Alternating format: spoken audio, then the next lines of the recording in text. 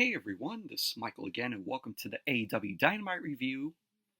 Dynamite tonight was from the Gas South Arena in Duluth, Georgia, in Atlanta. And Dynamite just finished, and I thought it was a very good show tonight. Of course, this is Dynamite's Fallout show from Revolution, which before I get into the review, I'm going to give my thoughts on Revolution. But tonight on Dynamite, we saw Swerve Strickland and Samoa Joe. They ended up teaming up. Tony Khan once again pulled the Vince McMahon card, with the "Can they coexist?" So they ended up taking on Matt Taven and Mike Bennett of the Undisputed Kingdom, the Ring of Honor World Tag Team Champions. We had the FTW Championship on the line. It was a FTW rules match where Hook ended up defending the title against Brian Cage. We also saw Killswitch taking on Matt Menard. Kris Statlander was in action, and she ended up taking on Riho. And the main event, we had a fantastic, great match with Will Ospreay taking on Kyle Fletcher. Of course, they were both, in Aussie Open together. Kyle Fletcher, Mark Davis, and also Will Ospreay. But fantastic main event it was. The Dynamite, very good show tonight. Really enjoyed it. I thought they delivered. But before I get into the review, like I said, just wanted to give my thoughts on AEW Revolution, which took place this past Sunday night. And it was in Greensboro, North Carolina, at the Greensboro Coliseum. And I thought Revolution was a very good show. In my opinion, it might be one of AEW's best pay-per-views, in my opinion, for this year. And, it was all promoted around, Sting's final match, his retirement match. And, the match card I thought was very good. A lot of entertaining matches that we got. We had two matches that were on the 0 Hour pre-show, which consisted of a 12-man tag team match where it was the Bang Bang Scissor Gang, Max Caster, Anthony Bowens, Billy Gunn, Austin and Colton Gunn, and Jay White. They had taken on Jeff Jarrett, Satnam Singh, Jay Lethal, Willie Mack, and Private Party. And I did not watch this match because I didn't even care for it. It has Jeff Jarrett and his squad in it. And I'm like, if I see, Jeff Jarrett and his squads there, I'm like, I don't care. I don't give a shit. But they had Willie Mack there. From what I saw, Willie Mack, I haven't seen him, compete since, he was in Lucha Underground, and he's very entertaining in the ring. So, but the Bang Bang Scissor Gang ended up winning the match. And then the second match that was on the 0 Hour was a tag team match. Kris Statlander and Will Nightingale taking on Julia Hart and Sky Blue, which I thought was a decent match here. Kris Statlander and Will Nightingale, I think they work good as a team. Same with Julia Hart and Sky Blue. Sky Blue, when she came to AEW, she was on a losing streak, and nobody cared for her. And then when she got with Julia Hart, Sky Blue has becoming more entertaining, more better in the ring. But overall, this was a decent match. Kris Statlander and Will Nightingale ended up winning the match. And then we went to the regular matches, that were on the card. The show started off with Christian Cage versus Danny Garcia for the TNT Championship. Of course, Christian Cage was accompanied by the Patriarch, Killswitch, Shayna Wayne, and Nick Wayne, the Prodigy, Nick Wayne. And I thought this was a good match. There are points where we all believed that Daniel Garcia was going to win the TNT Championship. But of course, you had the patriarchy get involved. You had Nick Wayne, get involved, in the match.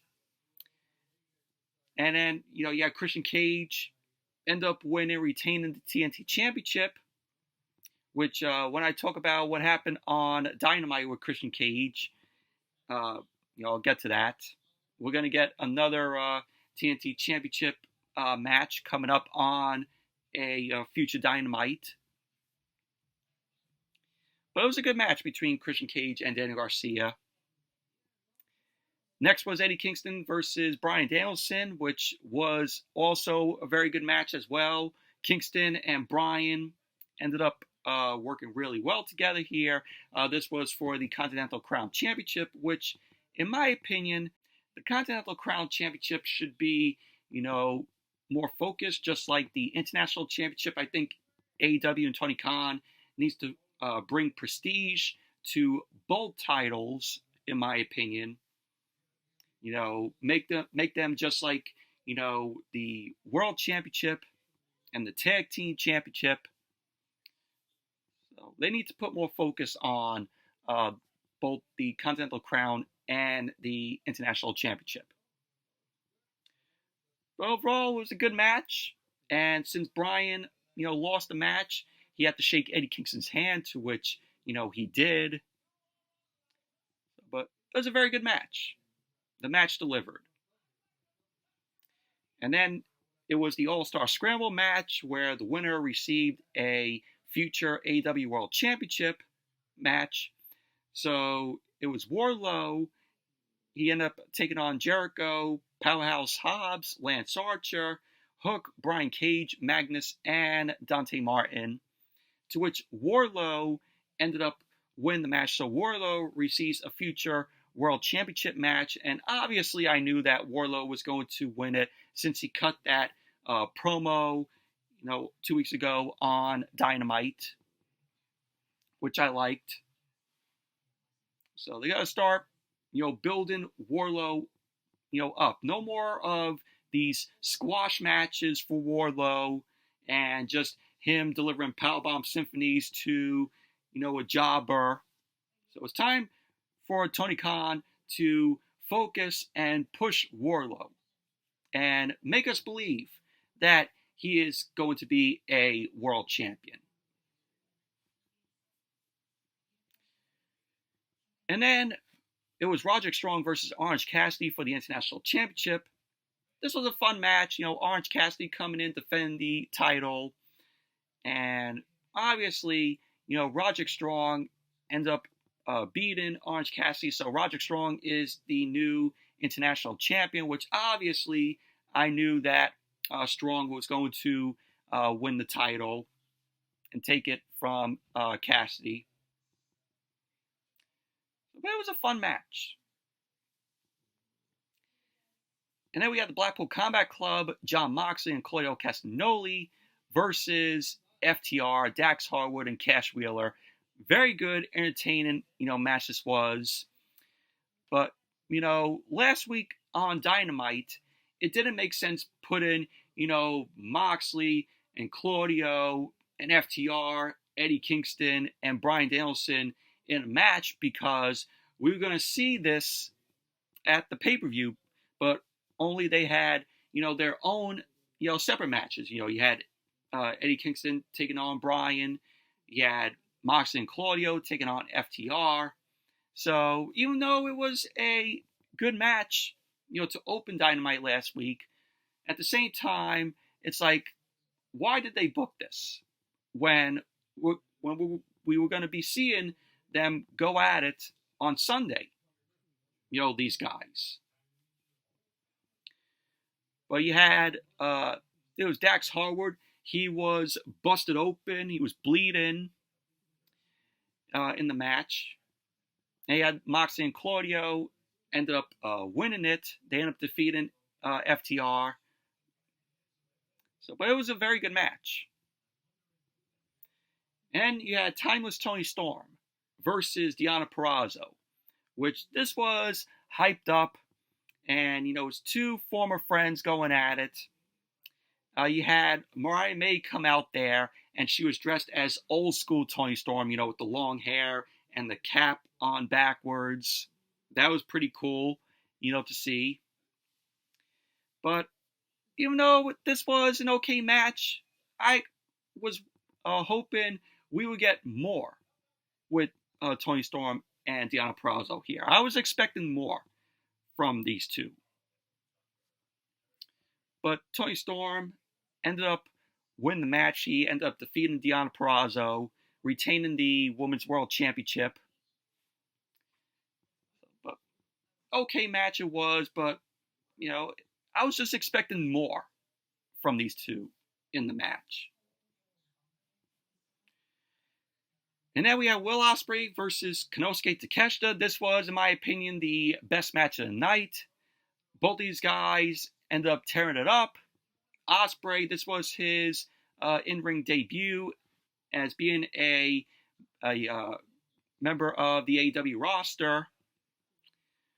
But just back and forth between these guys. Takeshita looked good, and Will Ospreay ended up coming out, victorious by defeating Takeshita. Obviously, they were going to give the win to Ospreay because, this was his in-ring debut as a member of the AEW roster. But very good match it was. And then we had the three-way for the AEW World Championship, Samoa Joe versus Hangman Page and Swerve Strickland. Everybody was behind Swerve here, and trying to win the match and become the world champion. But Hangman and Page, everybody was in the crowd was booing him. And Samoa Joe was the one to win the match. And, he still retains the AEW World Championship. So, overall, it was a good match. A very good match. And then we had the main event, which was, of course, Sting's retirement match, where Sting and Darby Allin teamed up to take on the Young Bucks, Matthew and Nicholas Jackson. And what a match this was. This was a great match. You had Sting and Darby Allin just unloading on the Bucks. You had Darby Allin end up climbing up a ladder, and there was a plate of glass on, chairs, at ringside, and Darby Allin ended up jumping off the ladder, and he went right through the glass. His back was all bloodied up, and, you had Sting, doing his best here, and I like that, it was Sting just, trying to take out the Bucks here, while Darby Allin was still recovering on the outside from going off the ladder, crashing through that plate of glass. And it makes sense because, with Sting's retirement match, have him just take out, the Bucks, which we, eventually saw. You had Ric Flair, get involved where he tried to protect Sting, but then obviously the Bucks end up laying out Flair. You had Sting and Darby Allin, of course, win the match, and they end up retaining the AEW World Tag Team Championship. This was, of course, a Tornado Tag Team match. So, but what a way for Sting to go out. This was a good match here, fantastic match, and AEW did Sting really well here in his final match. But really enjoyed it. Overall, AEW Revolution, very good show. And in my opinion, it's the best AEW pay-per-view of the year so far. If I were to rank the show, give it a 9 out of 10. Just the Toni Storm and Deonna Purrazzo match, made me drop it a bit. If it was a good match, the Toni Storm and Deonna Purrazzo, like I said, it was an okay match, but I wouldn't call it a good match because, like I said, I was expecting more out of both of them. If it was a good match, this would have easily been a 10 out of 10 show, in my opinion. So that was my thoughts on Revolution.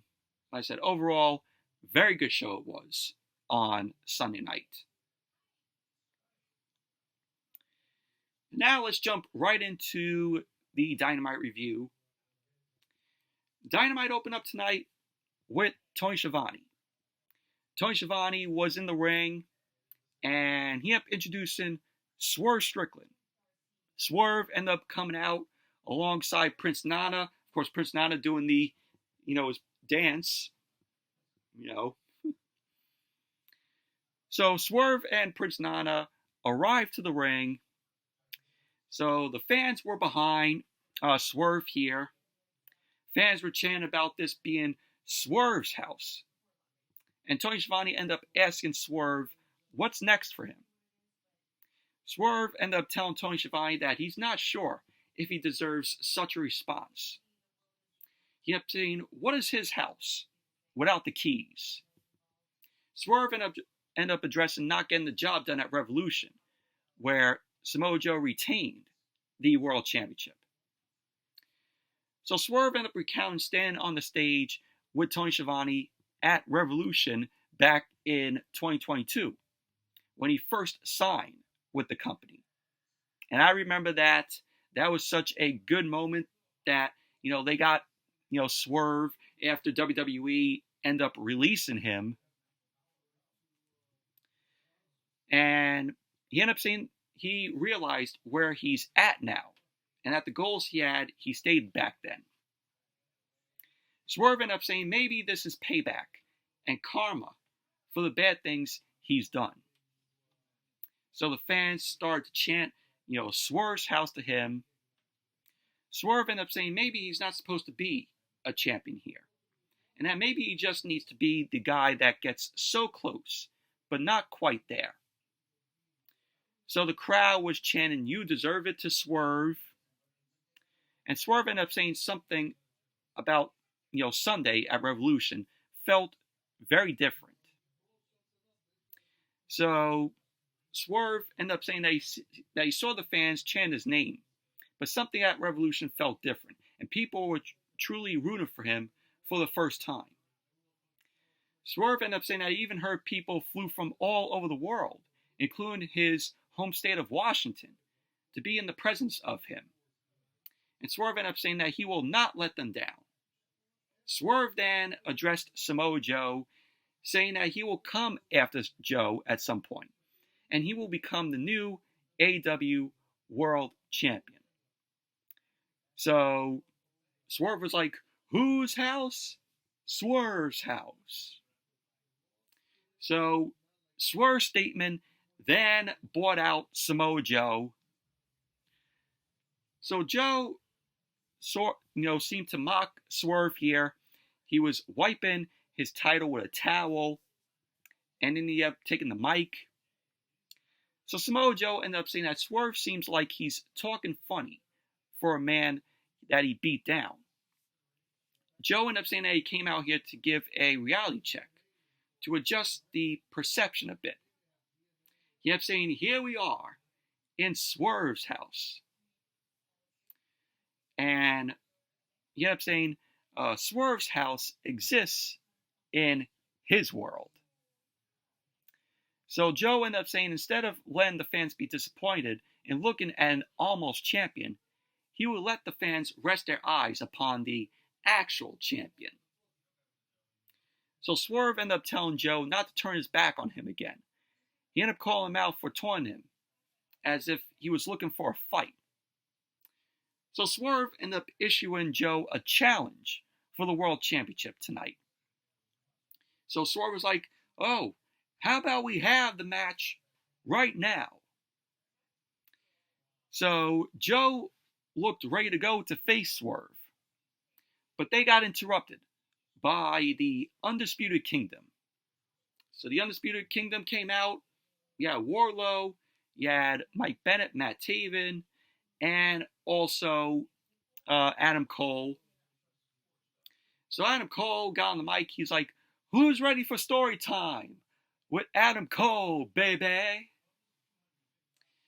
So Adam Cole ended up talking up, Mike Bennett and Matt Taven, and he ended up saying that Joe is only world champion because of the Undisputed Kingdom's help.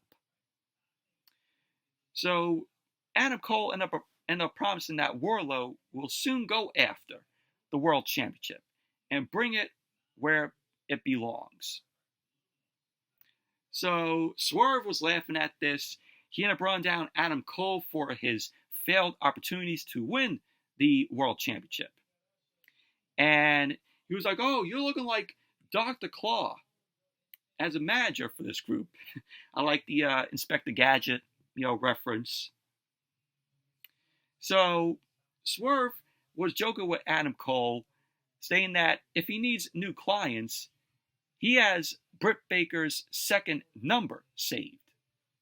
So, of course, this pissed off Adam Cole because, of course, Adam Cole, Britt Baker, of course, they're a couple. So Adam Cole then laid out a challenge to Samoa Joe and Swerve Strickland to a tag team match against Matt Taven and Mike Bennett for next week. So Swerve was like, "Hey, why not right now?" So Adam Cole then scoffed at this, and Tony Schiavone ended up getting word from Tony Khan that the match is going to happen. And it's going to happen right now. So he called for a ref to come out. Matt Taven, Mike Bennett end up running in, and the match ended up getting underway. So we have Swerve Strickland and Samoa Joe versus Matt Taven and Mike Bennett. And of course, Tony Khan ended up pulling out the Vince McMahon card here. Swerve Strickland and Samoa Joe, the can they coexist? But this was a good match here. So we had match starting during the commercial. It went into picture-in-picture. So we had Mike Bennett and Matt Taven. They ended up managing to get together during the commercial. And we had both guys end up keeping Samoa Joe in the corner, to isolate him.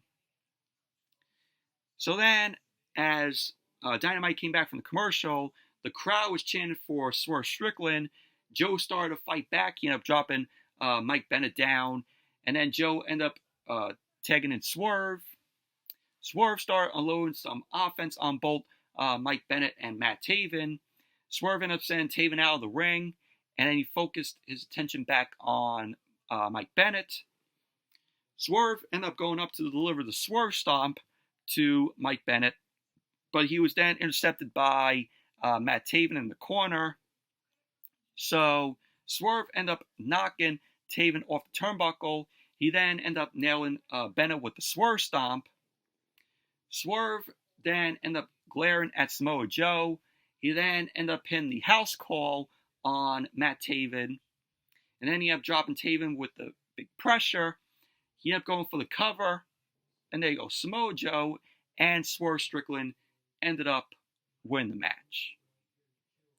Post-match, Wardlow made his way to the stage to stare down Swerve, to which Samoa Joe ended up locking in the Coquina Clutch on Swerve. So he ended up choking out Swerve. So then Samoa Joe raised the World Championship in the air. He stared down at Wardlow. And we're going to begin that match next week on Dynamite in Boston at AEW Dynamite Big Business. So Big Business is shaped up to be a good show next week. And possibly we might get the debut of Mercedes Moné. Everybody's looking forward to that. Since Mercedes is from Boston, it's obvious. Hopefully next week we're going to be seeing Mercedes. But Wardlow versus Samoa Joe, should be a good match next week. To me, which my prediction is, I think Samoa Joe is going to retain the title. No way I see Wardlow, winning the match.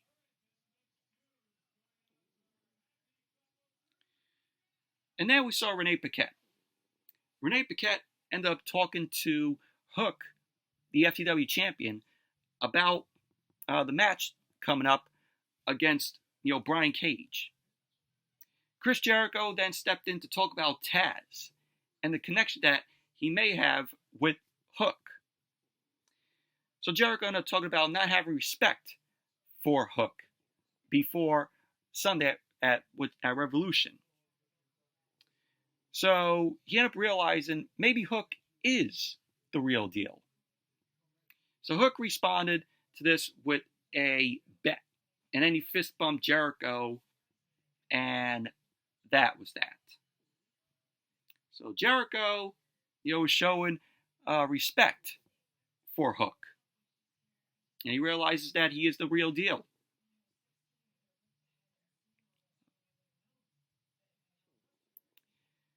And then we had the Young Bucks, the EVPs, Matthew and Nicholas Jackson, to which they promised that there's going to be 2 huge announcements in the ring later on tonight. So we saw that. And then we had Hook versus Brian Cage. For the FTW Championship, this is FTW rules. Of course, 2 former Team Taz, associates going at it. And this was a good match here. So Brian Cage ended up getting the advantage on Hook. And we have Brian Cage end up mocking Taz. He ended up sending Hook up and over with a trapped arm suplex. Hook then escaped the ring as Brian Cage ended up going after him. So Hook ended up retrieving a fire extinguisher from under the ring, and he ended up blasting Brian Cage with the fire extinguisher with the smoke. So this pissed off Brian Cage, and both guys end up fighting on the outside. So Brian Cage ended up sending Hook into the barricade, and then Dynamite went to commercial. Then when Dynamite came back from the commercial, we had Brian Cage end up find himself in a flurry of offense from Hook. So we had Hook end up slamming a trash can against Brian Cage. He then ended up hitting a T-bone suplex, which sent Brian Cage into the guardrail. Hook then delivered some punches to Brian Cage, which got countered by him. Brian Cage then ended up hitting Hook with a powerbomb and then a throw. So Brian Cage ended up going for the cover, and Hook ended up kicking out. Cage then left the ring. He ended up retrieving a bag from under the ring. And of course, what was in that bag? He ended up unloading a pile of thumbtacks onto the canvas. So Hook ended up going for the red rum, but he was fended off by Brian Cage. Hook then connected with a candlestick shot to Brian Cage and then a suplex, which sent Cage into the thumbtacks. So Hook then locked in the red rum. Brian Cage ended up getting to his feet. He dropped Hook onto the tacks. So Hook still had the red rum locked in tight on Cage. Cage was shown fading from the red rum, and Brian Cage was then out. The ref then called for the bell, and there you go. Hook ended up winning the match, retaining the FTW Championship. Post-match, we had the Gates of Agony, Gon and Toa Liona. They ended up running in to beat down on Hook. And then Chris Jericho ended up running down to make the save for Hook. So we had Gon and Toa Liona end up regrouping, and they stared down Chris Jericho, the Ocho, and pretty much that was basically that. So it looks like maybe we're going to be getting Jericho teaming up with Hook to take on Toa Liona and Bishop Khan. That's how the way I see it. But this was a good match here with Hook and Brian Cage. FEW rules match. Anything goes.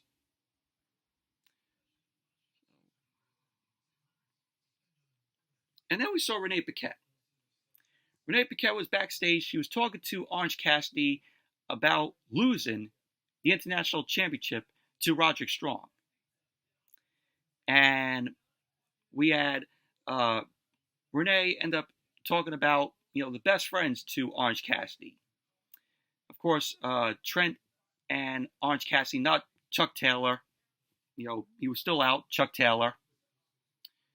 So, the best friends are entering the tournament for the Tag Team Championship. So, there you go. Trent and Orange Cassidy, they're going to be entering the tournament for the Tag Team Championship. And then we had Killswitch versus Matt Menard, Daddy Magic. Killswitch made his way to the ring, along with Christian Cage and Nick Wayne and Shayna Wayne. So Christian Cage was on commentary here. And the match was just a squash match here. Killswitch ended up winning the match. Killswitch ended up delivering a chokeslam to Menard. He ended up going for the cover. And Killswitch ended up winning the match. Post-match, Daniel Garcia ended up running in to stop a beatdown from Killswitch. But Nick Wayne ended up getting involved, ended up taking Danny Garcia down. We had Christian Cage end up coming in to taunt Danny Garcia. And we had Adam Copeland end up coming out.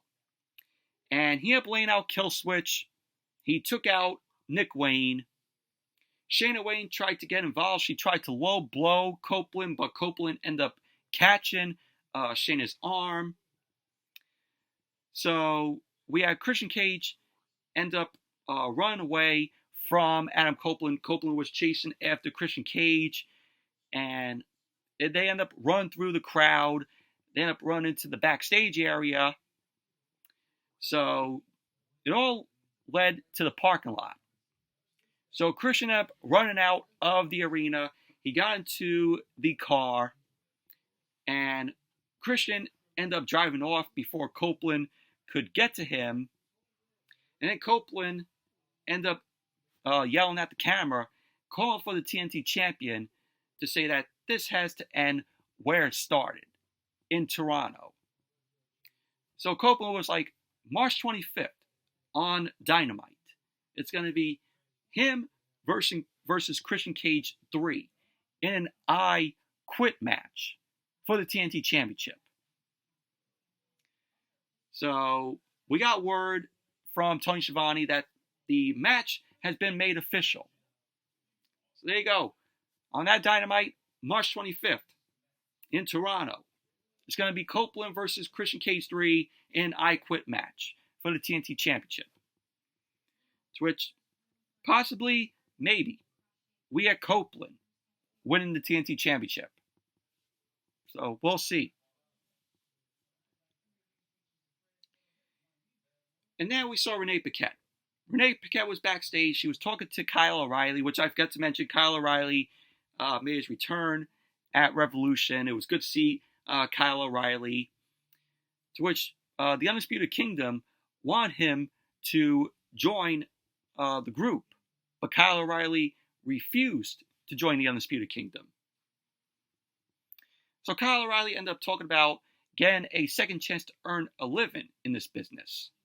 And that he is excited that he is getting to earn that second chance. So Renee then ended up asking what happened between him and the Undisputed Kingdom at Revolution. So O'Reilly ended up responding that he realizes that in this second chance, he has to do it on his own. So Renee ended up wishing Kyle O'Reilly the best, and that was that. But good to see Kyle O'Reilly back on AEW television. He's been out since June of 2022. So glad that he's now back. So let's see what they do with Kyle O'Reilly here. I'm curious to see what Kyle O'Reilly's going to do. And then we saw Tony Schiavone. Tony Schiavone was in the ring. He ended up talking about the final moments of Sting's career. And he then welcomed the EVPs, the Young Bucks, Matthew and Nicholas Jackson, to the ring. So Nicholas and Matthew made their way through the middle of the stage. And they were foregoing, the tunnel, because, forgot to mention, AEW, they ended up giving a, new look, a new, look to the titles, and then a new stage look where they end up bringing back the tunnels, which is cool. So Tony Schiavone ended up congratulating the Bucks on the beating that they took on Sunday from Sting and Darby Allin. And this made the Bucks angry to kick Tony Schiavone out of the ring. And Nicholas ended up claiming that Sting and Darby Allin cheated. But they promised that the Bucks will win the tag team titles after entering themselves into the tournament. So the Bucks are in the tournament as well. So Matthew ended up getting on the mic. He ended up making two huge announcements. The first announcement being about two of their best friends. Matthew ended up addressing what Hangman Adam Page did at Revolution, saying that he has been suspended indefinitely from the Elite without pay. And then he talked about Kenny Omega and the fact that he has been missing dates for no good reason. He ended up saying that Kenny is fired. So yeah, Matthew's saying that Kenny Omega is quote-unquote fired and that he been missing dates for no good reason. Do they realize that Kenny Omega is out because he is out with diverticulitis? So the Bucks were pretty much abusing their power here. So then Matthew got ready to make the second announcement. But Eddie Kingston ended up coming out. Eddie Kingston was irate as he made his way to the ring. So Eddie Kingston ended up addressing what happened backstage last week, telling the Bucks that he might as well fire him now because he has things to say. So Matthew then tried to de-escalate the situation, and the Bucks then ended up being down on, Eddie Kingston, the Continental Crown Champion, and they were looking to hit the BT trigger, and we had the debut of Kazuchika Okada. Okada has arrived in AEW, the Rainmaker. So the Rainmaker, Kazuchika Okada, ended up heading down the ramp. He was looking to confront the Bucks. So Okada ended up turning Eddie Kingston around with a Rainmaker. So because Okada was trying to, hold back Eddie Kingston, and that led to Okada, hitting the Rainmaker on Kingston. So Okada turned heel, and Matthew Jackson ended up announcing that the newest member of the Elite is the Rainmaker, Kazuchika Okada. So the three of them end up shaking hands, and they end up leaving the ring, and pretty much that was basically that. So Okada is here, and now I'm really intrigued at what this is going to do with Okada here, now that he's aligned with the Bucks and being the newest member of the Elite. We'd like to see how, this goes. And maybe it looks like we are maybe going to get Okada versus Eddie Kingston. And that would be fucking awesome there. I liked when Eddie Kingston came out and he was like, oh, you might as well find me here, to the Bucks. And he ended up throwing money at them. The money was just laid out in the ring.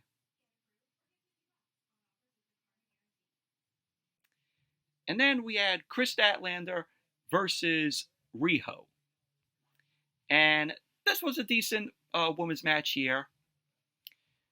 So we had Kris Statlander end up making her way to the ring, of course accompanied by Stokely Hathaway. So then Riho was out there.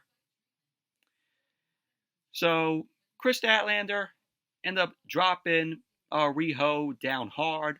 She ended up going for the cover, to which Riho ended up kicking out. Kris Statlander ended up staying on the attack, dropping Riho once again with a press slam.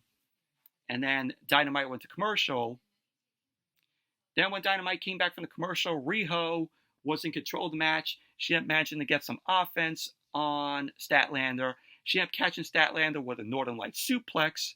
She ended up going for the cover, to which Statlander ended up kicking out. Riho ended up going up to the top to deliver a double foot stomp, but Statlander ended up evading that. She ended up catching Riho with a big lariat, and then she delivered two more lariats to Riho. Riho ended up escaping a powerbomb attempt, and she ended up sending Statlander into the ropes with a Tiger Fang kick and a cross body off the top rope. So Statlander ended up rolling through. She ended up hitting a dragon suplex to Riho. She ended up going for the cover, and Riho ended up kicking out. So Statlander ended up evading a running knee to drop Riho down for the cover, and Riho ended up kicking out. Stokely Hathaway then put down a chain for Statlander to use, distracting the ref. But Statlander refused to use the chain, to which Stokely Hathaway did that at Revolution. He wanted Kris Statlander to use the chain at Revolution, but Statlander, of course, did not want to, take the chain, did not want to use it. So we had Riho end up catching Statlander with the opening, and Statlander ended up getting a waistlock on Riho. Riho ended up rolling through. She ended up catching Statlander for the pin, and there you go. Riho ended up winning the match. Overall, this was a decent women's match here. This thing of Stokely Hathaway's involvement and Kris Statlander refusing to use the chain, it's interesting, but, where are they going to take this? Overall, decent match. And then we had Renee Paquette, backstage with timeless Toni Storm and Mariah May. Mariah May still dressed up like old school Toni Storm, with the long hair and the cap, backwards. So she ended up Toni Storm ended up addressing the first ever Tony Award. She ended up hyping up a new shirt for her. So that was that. And then we also saw Renee again. Renee has been so busy, for this show tonight. This was after Dynamite came back from the commercial. She was now talking to Stokely Hathaway and Will Nightingale about what happened with Kris Statlander. We find out that next week at Big Business, Will Nightingale will take on Riho. Nightingale ended up saying that she is confident that she will beat Riho, but plans to do it her way. She ended up saying that she has her eyes set on the TBS Championship. So she has her eyes set on Julia Hart. So there you go. We're going to begin Will Nightingale versus Riho next week at Big Business. And then we saw Tony Schiavone. Tony Schiavone was in the ring, and he welcomed Darby Allin. Darby ended up walking down the ramp. He had his half of the World Tag Team Championship with him. Tony Schiavone ended up asking Darby what's next for him and how it feels going at it alone. So Darby then ended up addressing getting to be part of the main event of one of the biggest pay-per-views of all time. He then turned his attention to his trip to Mount Everest. So Darby then thanked the fans in case next week is his last match, since there is no guarantee of possibly him making it out of Mount Everest alive. He kept saying that he was asked about teaming with someone new to defend the World Tag Team Championship. But he kept saying that he can't replace the icon, Sting. So Darby ended up congratulating whoever ends up winning the tag titles. So Darby then ended up dropping the half of the title down to the canvas. He looked to leave, but then Bullet Club Gold ended up arriving. Jay White ended up getting on the mic. So Jay White will be facing Darby Allin next week. So it should be a good match between the both of them. If Darby ends up making it out of, Mount Everest alive, which of course he will. So Jay White talked about Darby Allin and Sting and the match at Revolution. He kept calling Darby a lost little puppy without Sting. He kept saying that the two of them don't need to have their match next week. Just like Darby didn't need to jump off that ladder at Revolution. So Jay White ended up saying that he can come hang out in the back with the Bang Bang Scissor Gang. He kept saying that they already have a nickname for Darby, and it's Darby Scissorhands. So Darby ended up saying that he is having none of it. He kept telling Jay White that the fight is still on for next week, and that if Jay White wants to prove anything, he can come alone. So Darby then whispered something in Jay White's ear, which frustrated Jay White. So he was then confronted. Jay White was then confronted with a bat to the throat by Darby Allin. It was, of course, Sting's bat. So we had Bullet Club Gold end up retreating outside the ring, and that was basically that. But who knows what Darby ended up whispering in Jay White's ear. So the match is still on for next week. So it should be a good match. So then we saw Julia Hart, the TBS champion.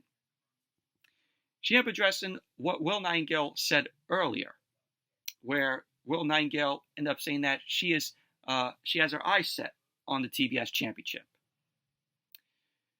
So Julia Hart ended up issuing an open house challenge for Rampage on Friday. So there you go. We're getting an open house challenge Friday on Rampage with Julia Hart. So that's that. And then, as Dynamite came back from the commercial, we had a vignette from the House of Black. The House of Black were calling out Mark Briscoe ahead of their match this Saturday on Collision, asking if they're digging one grave or three. To which Briscoe responded by promising that anything goes, whether he has to go at it alone or not. So Jay Lethal ended up offering to help Briscoe out. And Briscoe ended up telling Jay Lethal that he doesn't want Jeff Jarrett's help. But Jay ended up saying to Briscoe not to worry about trusting Jeff, but to trust him. So Mark Briscoe and Jay Lethal ended up fist bumping, and that was basically that. It was a good vignette from the House of Black. Really liked, Mark Briscoe's response to that. Collision's going to have a, fun street fight there on Saturday night. Main event, Will Ospreay versus Kyle Fletcher. Fantastic match this was between these two. It was back and forth, two former, Aussie Open guys going at it. But the crowd was showing their love for Ospreay here. So the match ended up getting on the way. Fletcher ended up keeping Ospreay down. Ospreay had started to fight back, but he was taken down by Fletcher, with a shoulder tackle. So both guys were exchanging holds. Ospreay ended up taking Fletcher down with a head scissors. Fletcher ended up getting sent to the corner, and Ospreay ended up going to work on Fletcher, but Fletcher ended up stopping Ospreay's momentum. So he ended up taking a massive chop to his chest from Ospreay. So Fletcher ended up responding by sending Ospreay hard into the turnbuckle, and then Dynamite went to commercial. Then as Dynamite came back from the commercial, Ospreay was in control of the match. He ended up catching Fletcher with a forearm, sending him to the ropes. Fletcher ended up getting back up with some strikes to Ospreay. So both men were going back and forth here. Yeah, Ospreay ended up delivering a Poison Rana to Fletcher, which sent Fletcher into the canvas. Ospreay went up to the top, but he was then intercepted by Fletcher. Fletcher was looking for a half-and-half superplex, but Ospreay ended up escaping. So we had Fletcher end up escaping a Stormbreaker from Ospreay. He ended up dropping a big elevated powerbomb to Ospreay. He ended up going for the cover, to which Ospreay ended up kicking out. You had Fletcher end up delivering a running kick to Ospreay. Ospreay ended up escaping, further damage from Fletcher. So he delivered a elbow to Fletcher. So we had Ospreay end up going for the cover, and Fletcher ended up kicking out. Ospreay ended up slowly bringing Fletcher up. He ended up hitting a few kicks to Fletcher. Fletcher then got to his feet for a stare down with Ospreay. And of course, we had a few more strikes between both guys going at it. So Ospreay ended up getting in a Spanish Fly on Fletcher, a nice looking Spanish Fly. So Ospreay ended up going for the cover. Fletcher ended up kicking out. You had Ospreay in the corner. Fletcher ended up getting to his knees. He was practically calling for Ospreay to just take him out. So Ospreay ended up hitting the hidden blade on Fletcher. He ended up going for the cover. And there you go. Will Ospreay ended up winning the match. Post-match, both Ospreay and Fletcher ended up shaking hands out of respect. And then Brian Danielson, ended up making his way to the ring. Brian ended up staring down Ospreay, and that was how Dynamite went off the air. Overall, fantastic match this was between Ospreay and Fletcher here. A lot of back and forth between both these guys. A lot of cool, spots here. So, just absolutely great wrestling here from Ospreay and Fletcher. But overall, Dynamite tonight, very good show it was. But anyways, that's it for the Dynamite review. Thank you all for watching. Hope you all enjoyed this review. Definitely give the video a thumbs up, comment, subscribe, and I'll see you all on Friday for SmackDown. So, see you all then.